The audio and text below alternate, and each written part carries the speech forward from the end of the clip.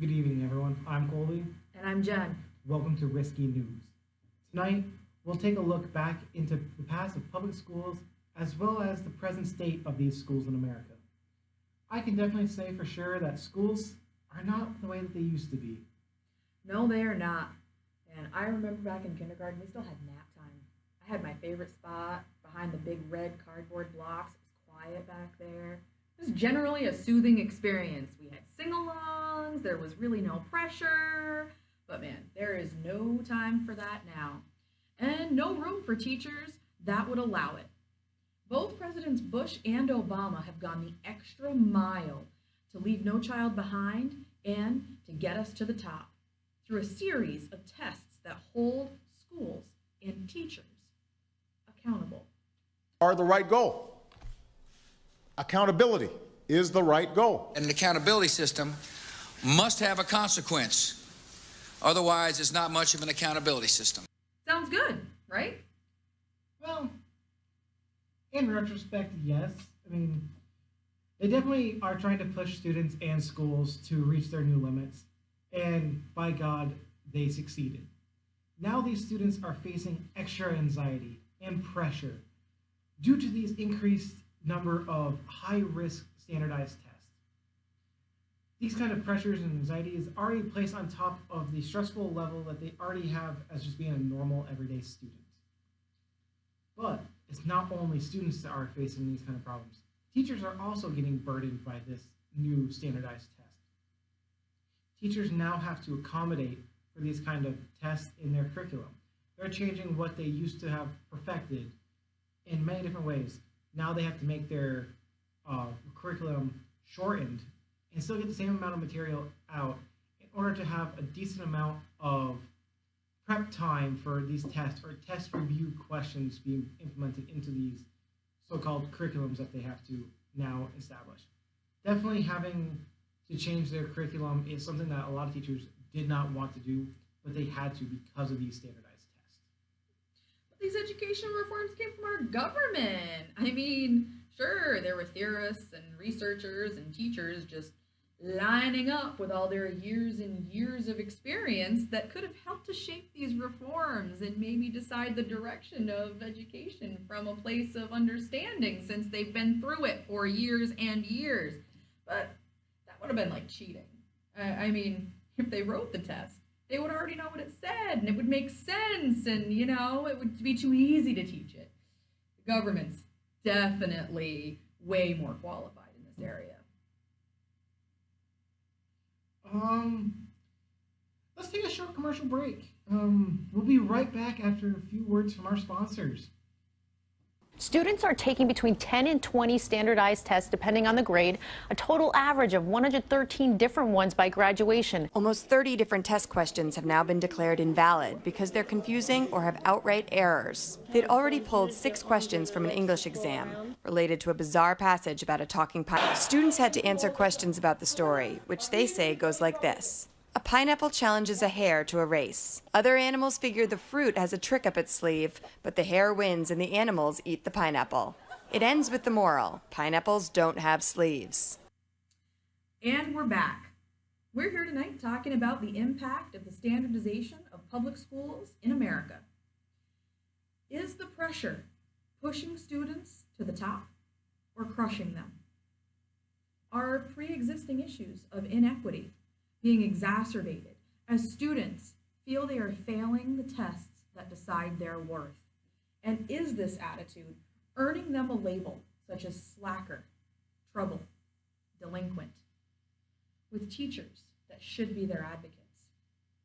We are here with one such advocate who tries to lead by example and support students equally by interacting and accepting them rather than simply dictating to them. Bringing you this story is our correspondent, Jim Bob. Hello, Jim. Thank you again. We bring you live to Adirondack Northern, where I'm here with Mr. Jim. Apparently that's his name, but anyway, he is going to be telling us what he thinks about equity and inequity. Thank you for coming in. Yeah, I would like to talk to you about equity and inequity. Definitely a lot of the students here definitely feel like they're not treated fairly or even appreciated by some of the teachers. Certainly, every student needs to be taught and cared for the same. Doesn't matter if you have preset ideas of how the student already is. They need to be able to take part in classes evenly. No one can really say, hey, you're not going to be up to anything. You have to give every kid a chance. As a gym teacher here, a lot of the students actually come in that are very unappreciated by some of the teachers. And when they come here, I can't have those same preset ideas about those students. They need to each have their own idea. So I let them come in and I let them be who they are. If they have any problems, they usually come and let me know. That's the best way that they get their ideas across. Definitely being fair with everyone definitely helps them out, and it helps me out as well, as just so that the students can be who they are. Definitely giving everyone a fair chance on everything that they do, from schoolwork to participating in classes to even participating in groups like this. They just let them participate in every kind of activity, just so you have an equal opportunity for everyone. Thank you again, Mr. Jim. So that's what he thought about equality. Definitely showing people that they have to be fair, everything like that. Definitely an incredible thing to see from a teacher like this. I am Jim Bob, and I'm signing off. That was a refreshing story to hear. I'm glad that there is someone out there that is trying to give these students a safe haven away from these tests, unlike what I saw in another classroom that I visited just recently. When we were students, we used to have posters on the wall that said, believe in what you can do, or be who you are, no one's going to tell you differently, or posters that used to promote good expectations of classroom etiquette, or how to be a good person in general. Now, when I went to that classroom, they had posters up on the wall that said, relax. And in relax, it was giving them test-taking skills. Who wants to be relaxed when they're taking a test? Or there's other posters that are just telling them how to take a test properly, or how to read a sentence properly. I'm sorry, but I just don't think some of these posters are appropriate for schools. Definitely, there's no sense of welcoming because they're just pushing everything to being a test. Yeah, there have been a lot of coping mechanisms that teachers have come up with to prep and deal with the testing stresses, while also managing to maintain some kind of emotional and mental stability and health.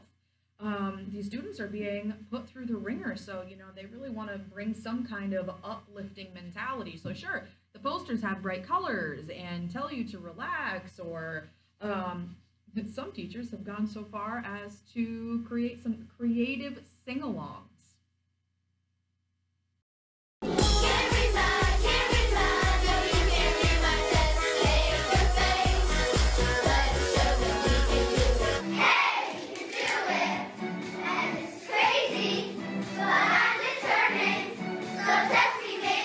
What does the test say? Get your number 2 pencils out. Your number 2 pencils out. Get your number 2 pencils out. What the test?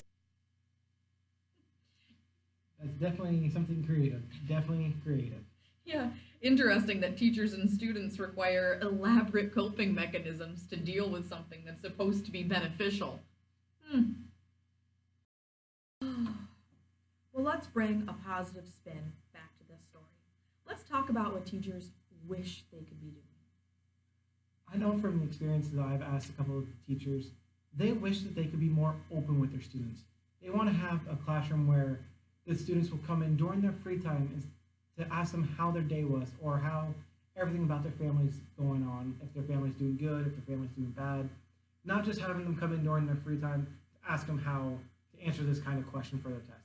They want to be someone that the students can go to on a daily basis if they have any kind of problems that a lot of teachers just won't help them with.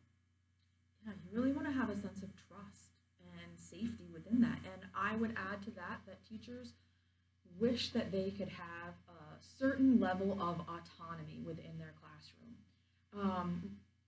Be able to be flexible with the subject matter and have the time to pursue discussion topics that are interesting the students in that classroom, rather than simply dictating to them the prescribed district study structure. And I mean, those systems, you buy one, and then the next thing you know, you need this other part of it that teaches you how to answer the questions on the other part. If teachers had the autonomy to decide whether or not to use that, I really believe that it would create a more positive atmosphere overall for both students and teachers. So I really feel like that's something that they would wish for. Yeah, I understand exactly what you're saying. It's something that everyone wishes for. On top of all this, I think teachers would also say that they want to have more interactions between the students themselves. With these new tests that are coming out, students are only asked questions on how to answer this question. Like, do you know how to answer this? Yes, I do. They're not interacting with their peers. They need to have that kind of communication in order to develop learning skills or any kind of skills in general. They're missing out on those. So that's why a lot of teachers want to implement a community-based classroom where students can state their own opinions or state what they think about everything that's going on. Then if someone has an argument against it or they don't think that that opinion is right, they have a chance to state that. Everyone has their own chance to say what they want to say, and that's what a lot of classrooms want. And you know, that level of interaction and feeling of community, it allows the context of the students' lives outside of school to spill into the classroom. And, you know, a lot of efforts seem to be being made to keep that out. But if there's room to explore the experience and the background that students have, they're going to gain so much more meaning from the lessons that they're being taught. And they're going to feel a sense of ownership. They're going to feel a sense of involvement to a much greater degree than simply looking at a textbook and, you know, studying their index cards. There's another level that we can reach, and I really feel like that's on the wish list. I think that level is experience. Students need to have a great sense of experience. This could be implemented by having like a hands-on type of activity going on in the classroom. Let the students learn by actually doing something. Instead of teaching them just from a book, let them play with chemicals if it's a science class, or let them put numbers up on a board, or let them do something for like a math class. Let them go up to the board, communicate in that way.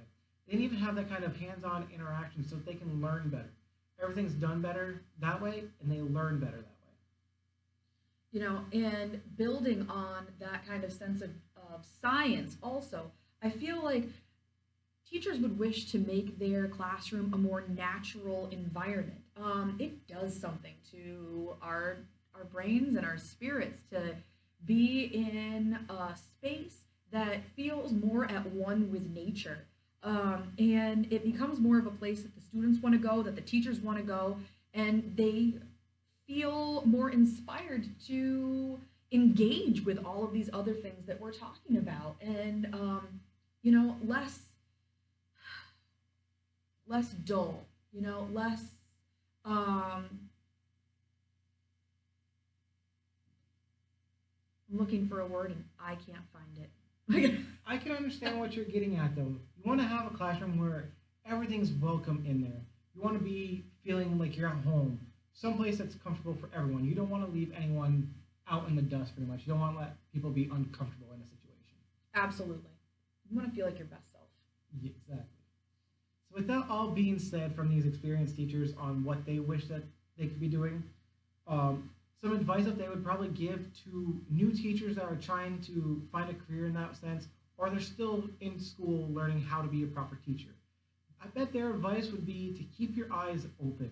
Be open to new ideas while at the same time keeping your own opinions at heart. Many institutions, including the government, will probably be telling you what you can be teaching your students, what you should be teaching your students, and how to teach your students.